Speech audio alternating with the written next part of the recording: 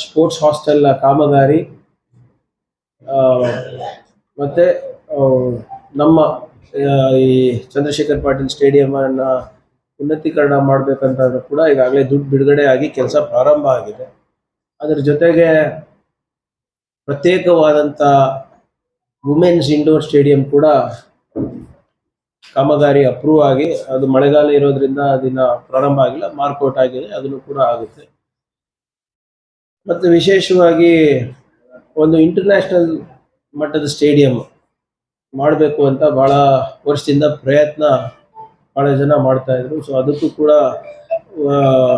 ಲ್ಯಾಂಡನ್ನು ಒಂದೆರಡು ಕಡೆ ಐಡೆಂಟಿಫೈ ಮಾಡಿದ್ದೀವಿ. ಅದು ಡಾಕ್ಯುಮೆಂಟ್ಸ್ ತರಿಸಿ ನೋಡಿ ಅದು ಕ್ಲಿಯರ್ ಇದ್ದರೆ ಯಾವುದು ಈ 2-3 ಕಡೆ ಯಾವ್ದು ಹೋಗಿ ನೋಡ್ಕೊಂಡು ಬಂದಿದ್ದೀವಿ. ಅದರಲ್ಲಿ ಕೂಡ ನಾವು ಮಾಡುವ ಪ್ರಯತ್ನ ನಮ್ದಾಗುತ್ತೆ. ಮತ್ತೆ ನಾವು ಮತ್ತೆ MB ಪಾಟೀಲ್ ಅವರು ಮಾತನಾಡಿ ಕಲ್ಯಾಣ ಕರ್ನಾಟಕ ಭಾಗದಲ್ಲಿ ಹೆಚ್ಚು ಕೈಗಾರಿಕೆಗೆ ಒತ್ತು ಕೊಡಬೇಕು ಅಂದ್ಬಿಟ್ಟು ಈಗಾಗಲೇ ಒಂದು ಎಲೆಕ್ಟ್ರಾನಿಕ್ ಕ್ಲಸ್ಟರ್ ಮ್ಯಾನುಫ್ಯಾಕ್ಚರಿಂಗ್ ಒಂದು ಸಣ್ಣ ಪ್ರಮಾಣದಲ್ಲಿ ರಾಜ್ಯ ಮಟ್ಟದಲ್ಲಿ ತಮ್ಗೆ ಗೊತ್ತಿರೋ ಹಾಗೆ ನ್ಯಾಷನಲ್ ಇನ್ವೆಸ್ಟ್ಮೆಂಟ್ ಮ್ಯಾನುಫ್ಯಾಕ್ಚರಿಂಗ್ ಝೋನು ಒಂದು 22,000 ಏಕರ್ನಲ್ಲಿ ನಾವು ಮಾಡಬೇಕಾಗಿತ್ತು. ಅದಾದಮೇಲೆ ಮೇಕ್ ಇನ್ ಇಂಡಿಯಾ ಬಂದಮೇಲೆ ಇದು ನಮ್ಮದು ಕ್ಯಾನ್ಸಲ್ ಮಾಡಿ ಅದು ಮುಂದುವರಿಲಿಲ್ಲ. ಅದಕ್ಕೆ ಮತ್ತೊಮ್ಮೆ ನಮ್ಮ ರಾಜ್ಯ ಸರ್ಕಾರದಿಂದ ಒಂದು ಸಣ್ಣ ಪ್ರಮಾಣದಲ್ಲಿ ಎಲೆಕ್ಟ್ರಾನಿಕ್ಸ್ ಕ್ಲಸ್ಟರ್ ಮ್ಯಾನುಫ್ಯಾಕ್ಚರಿಂಗ್ ಆಗಬೇಕು ಅಂದ್ಬಿಟ್ಟು ಲ್ಯಾಂಡನ್ನು ಇವತ್ತು ಗುರುತಿಸಿದ್ದೇವೆ. ಅದಕ್ಕೆ ಬಂಡವಾಳ ಹೇಗೆ ಹಾಕಬೇಕು ಮತ್ತು ಏನೇನು ಮಾಡಬೇಕು ಅದನ್ನು ಕೂಡ ನೀಲಿ ನಕ್ಷೆ ಒಂದು ಟ್ರಾನ್ಸಾಕ್ಷನಲ್ ಅಡ್ವೈಸರನ್ನು ನಾವು ನೇಮಕ ಮಾಡಿ ಅದರದ್ದು ಒಂದು ನೀಲಿ ನಕ್ಷೆ ಹಾಕುವ ಕ್ರಮವನ್ನು ನಾವು ತಗೊತಾ ಇದ್ದೀವಿ.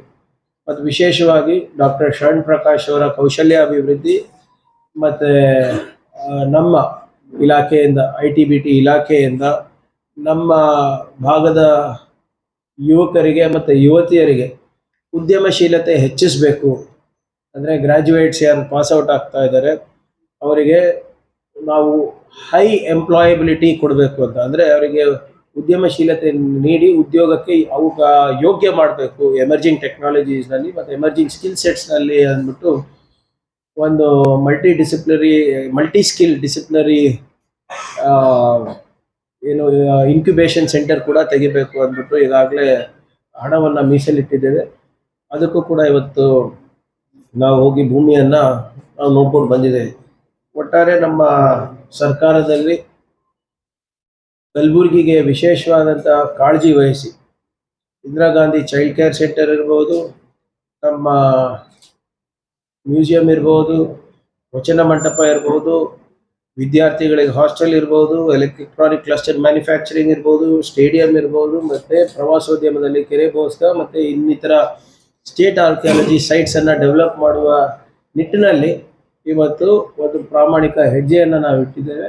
ಅದಕ್ಕೆ ಬರೀ ನಾವು ಬಾಯಿ ಮಾತಿನಲ್ಲ, ಅದಕ್ಕೆ ಬೇಕಾಗಿರುವಂಥ ಅನುದಾನ ಕೂಡ ನಾವು ಲಭ್ಯವನ್ನು ಮಾಡಿ ಅದಕ್ಕೆ ಒಂದು ನೀಲಿ ನಕ್ಷೆ ಹಾಕುವ ಕೆಲಸಗಳನ್ನು ನಾವು ಮಾಡಿದ್ದೇವೆ.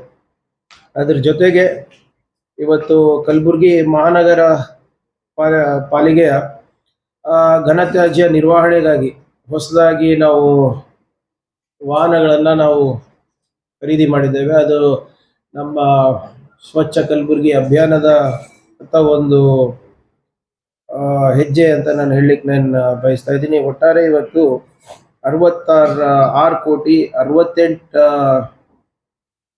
ಲಕ್ಷ ಸುಮಾರು ಖರ್ಚು ಮಾಡಿ garbage sucker, compactors, light vacuum road sweeping machine, super sucker ಮತ್ತು ಸ್ವೀಪಿಂಗ್ ಮಿಷೀನ್ಸ್ ಇವತ್ತು ಒಟ್ಟು 11 ವಾಹನಗಳನ್ನು ನಾವು ಖರೀದಿ ಮಾಡಿದ್ದೇವೆ. ಸೊ ಒಂದು ನಮ್ಮ ಕಲಬುರಗಿ ಸಿಟಿ ಕೂಡ ನಾವು ಬ್ಯೂಟಿಫಿಕೇಷನ್ಗೆ ಹೆಚ್ಚು ಒತ್ತು ಕೊಟ್ಟು ಅದಕ್ಕೂ ಕೂಡ ಒಂದು ನಾವು ಸಿಟಿ ಪ್ಲ್ಯಾನಿಂಗನ್ನು ನಾವು ಮಾಡ್ಕೊಂಡಿದ್ದೀವಿ. ಅದು ಮೊಬಿಲಿಟಿ ಅಂದರೆ ಟ್ರಾಫಿಕ್ ನಿಯಂತ್ರಣದಿರ್ಬೋದು ಅಥವಾ ಬ್ಯೂಟಿಫಿಕೇಷನ್ಗಿರ್ಬೋದು, ಮತ್ತು ಮುಂದೆ ಒಂದು ನೀಲಿ ನಕ್ಷೆ ಕೂಡ ನಾವು ಹಾಕ್ತಾ ಇದ್ದೀವಿ ಹೇಗೆ ಮಾಡಬೇಕು ಅಂತ. ನಮ್ಮ GDA ಅಲ್ಲೇ ಬನ್ರಿ, ಇಲ್ಲಿ ಅಲ್ಲೇ ಕೂತಿದ್ದೀರಾ, ನಿಮ್ಮದೇ ದುಡ್ಡು. GDA ಅವ್ರ ಜೊತೆನೂ ಕೂಡ ನಾವು ಇವತ್ತು ಸೇರಿ ಆ ಮಾಸ್ಟರ್ ಪ್ಲ್ಯಾನ್ಗಳಿಗೆ ಏನು ನಿಂತೋಗಿತ್ತು, ಅದು ಮೊನ್ನೆ ಕೂಡ ನಾವು ಭೈರತಿ ಸುರೇಶ್ ಅವ್ರ ಜೊತೆ ಚರ್ಚೆ ಮಾಡಿ ಅದು ನಾನು ಕೈಗೆ ತಗೊಂಡು ಇನ್ನು ಒಂದು ತಿಂಗಳು ಒಳಗಡೆ ಒಂದು ಹೊಸ ಕಲಬುರಗಿಯ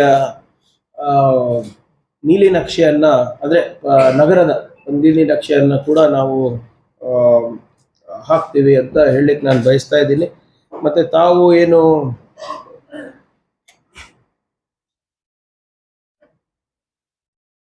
ಒಂದು ವಿಶೇಷವಾದಂಥ ಪ್ರಕಟಣೆ ಇದೆ, ದಯವಿಟ್ಟು ಈ ಕ್ರಾಪ್ ಇನ್ಶೂರೆನ್ಸ್ ಎನ್ರೋಲ್ಮೆಂಟ್ ಏನಿದೆ, ಈಗಾಗಲೇ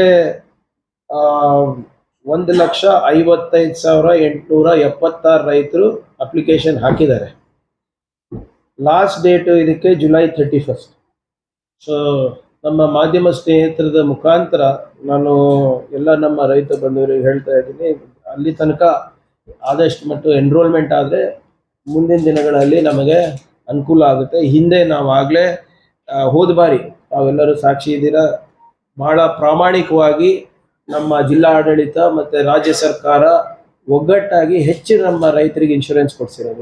ಯಾವತ್ತೂ ಕೂಡ ನಾವು 600 ಕೋಟಿ 800 ಕೋಟಿ ನೋಡಿದಂಥವ್ರಲ್ಲ, ಆದರೆ ಎಲ್ಲನೂ ಸಿಸ್ಟಮ್ಯಾಟಿಕ್ ಆಗಿ ಆಗಿರೋದ್ರಿಂದ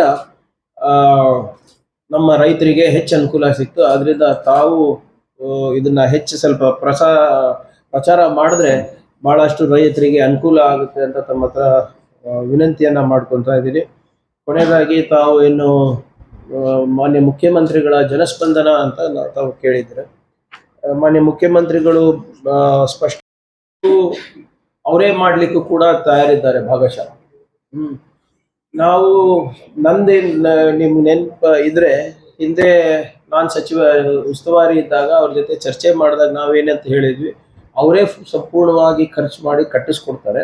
ಆದರೆ ನನ್ನ ಕಂಡೀಷನ್ ಏನಿತ್ತು ಅಂದರೆ, ಲ್ಯಾಂಡ್ ನಾವು ಕೊಡ್ತೀವಿ, ಕಟ್ಸೋದು ನೀವು ಕಟ್ಟಿಸಿ, ಆದರೆ ಆ ಹೊರ ವಲಯದಲ್ಲಿ ಏನು ಗ್ರೌಂಡ್ಸ್ ಇರುತ್ತೆ ಅದು ಸಾರ್ವಜನಿಕರಿಗೆ ನೀವು ಉಪಯೋಗ ಮಾಡ್ಲಿಕ್ಕೆ ಬಿಡಬೇಕು.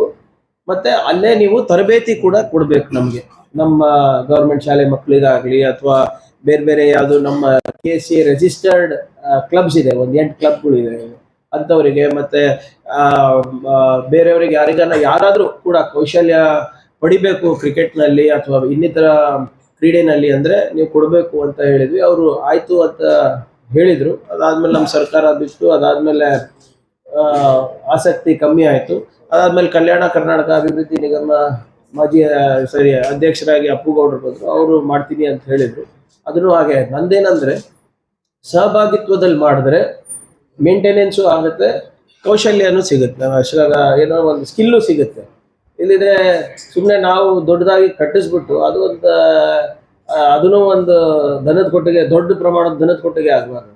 ಅದಕ್ಕೆ ಅವ್ರ ಜೊತೆ ಆಗಲೇ ಮಾತನಾಡಿದ್ದೇವೆ.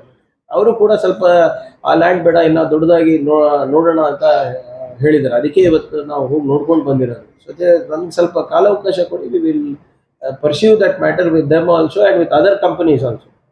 ಯಾಕಂದರೆ ನಮಗೆ ಕೋಚಸ್ ಇಂಪಾರ್ಟೆಂಟ್ ಇದ್ದಾರೆ.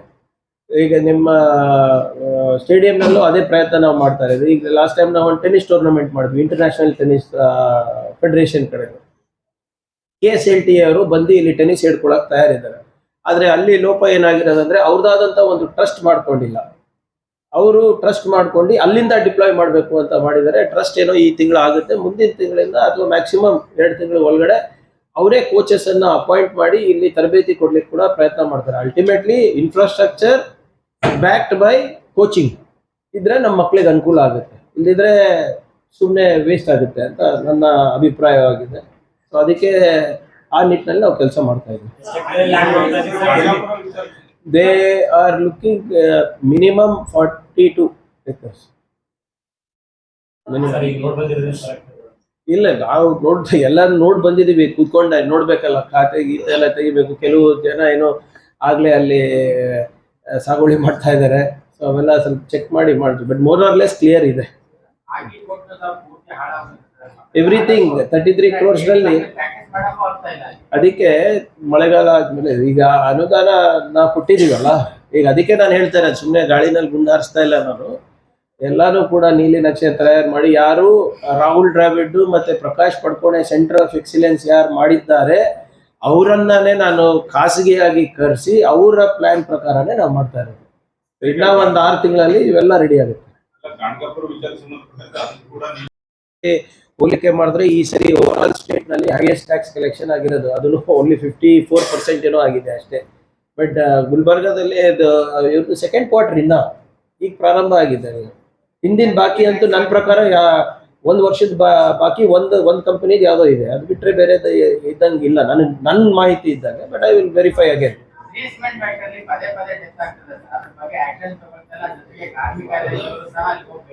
ನೋಡಿ, ಆಗ್ಲೇ ಹೋದ್ ಬಾರಿ ಅದು ಅನಾಹುತ ಆದಾಗ DC ಅವರಿಗೆ ನಾನೇ ಮಾತಾಡಿ ಅವ್ರಿಗೆ ಕರ್ಸಿ ಮಾತಾಡಿದ್ದು, 4 ಜನ ತಿಳ್ಕೊಂಡಾಗ. ಆದ್ರೆ ಅಲ್ಲಿ ಒಬ್ರು ನಮ್ಮವ್ರು ಇದ್ದಾರೆ, ಅವ್ರ ಸೂಕ್ತವಾದಂತ ಕಾಂಪನ್ಸೇಷನ್ ಕೊಡ್ಬೇಕಂತ ಕೂಡ ನಾನು ಆಗ್ಲೇ ಅವರಿಗೆ ಕರೆದು ನನ್ನ ತಾಕೀತ್ ಮಾಡಿದ್ದೇನೆ. ಅದನ್ನ ನಾನು ಫಾಲೋ ಅಪ್ ಮಾಡಿ ಮಾಡಿಸ್ತೀನಿ. ಮಾನದಂಡ ಅಂತೂ ಇರುತ್ತೆ. ಅದೇನಾದ್ರೂ ಉಲ್ಲಂಘನೆ ಆದ್ರೆ ಕಾರ್ಮಿಕ ಇಲಾಖೆ ಇರ್ಬೋದು, ಬೇರೆಯವರು ಇರ್ಬೋದು, ಇದು ಮಾಡ್ಬೇಕು. ನಿಮ್ಗೆ ಗೊತ್ತಿದೆಲ್ಲ, ಆ ಗೋಡೆಗಳು ಎಷ್ಟು ದೊಡ್ಡದು ಕಟ್ಟಿಸ್ತಾರೆ ಆದ್ರೆ ಅಲ್ಲಿ ಏನಾಗ್ತಾ ಇದೆ ಅಂತಾನೆ ಗೊತ್ತಾಗಲ್ಲ. ಅದಕ್ಕೆ I have already spoken to Shree cement and also ನಾನು ಎಲ್ಲ ಸಿಮೆಂಟ್ ಕಂಪನಿದವ್ರಿಗೆ ಕೂಡ ನಾನು ಹೇಳಿದ್ದೀನಿ, ಇನ್ಮೇಲೆ ಏನಾದರೂ ಆದ್ರೆ ಪರವಾನಗಿಯನ್ನ ಕ್ಯಾನ್ಸಲ್ ಮಾಡುವ ಹಂತಕ್ಕೆ ನಾನು ತಳ್ಳಬೇಡಿ ಅಂತ. ಒಂದು ಕಡೆ ನಮ್ಮ ಉದ್ಯೋಗನೂ ಬೇಕು ನಮಗೆ, ಬಂಡವಾಳನೂ ಬೇಕು ನಮಗೆ. ಬಟ್ ಆದ್ರೆ ನೀವು ಹೇಳ್ದಂಗೆ ಡ್ಯೂ ಪ್ರಿಕಾಷನ್ಸ್ ಅನ್ನ ನಾವು ಫಾಲೋ ಮಾಡಲೇಬೇಕಾಗ್ತದೆ. ನನಗೆ ಅದಿಲ್ಲ ಅನ್ಸುತ್ತೆ, ಬಟ್ ಎನಿವೆ ನಾನು ಚೆಕ್ ಮಾಡ್ಬೇಕು. ಯಾರು ನಮ್ಮ ಕಡೆ ಎಲ್ಲ ಇದೆ, ಅದು ಶ್ರೀ ಸಿಮೆಂಟ್ ಪರ್ಟಿಕ್ಯುಲರ್ ನನಗೆ ಮಾಹಿತಿ ಇಲ್ಲ. ಬಟ್ ನಮ್ದು ಓರಿಯೆಂಟ್ ಇರ್ಬೋದು, ನಮ್ಮ ದೋಸ್ತ್ ಅದಾನಿದ್ ಇರ್ಬೋದು, ಇವು ನಿಮ್ಮ ಯಾವ್ದು ಕಲಬುರ್ಗಿ ಸಿಮೆಂಟ್ ಏನ್ ಬರ್ತಾ ಇದೆ, ಆಲ್ ಆರ್ ಫಾಲೋಯಿಂಗ್ ರೂಲ್ಸ್. ಒಂದೊಂದ್ಸರಿ ನೀವು ಹೇಳ್ದಂಗೆ ಮರೆಮಾಚ್ಲಿಕ್ಕೆ ಪ್ರಯತ್ನ ಮಾಡ್ತಾರೆ, ನಾವು ಜಾಗೃತರಿರ್ಬೇಕು MLA ಗಳು.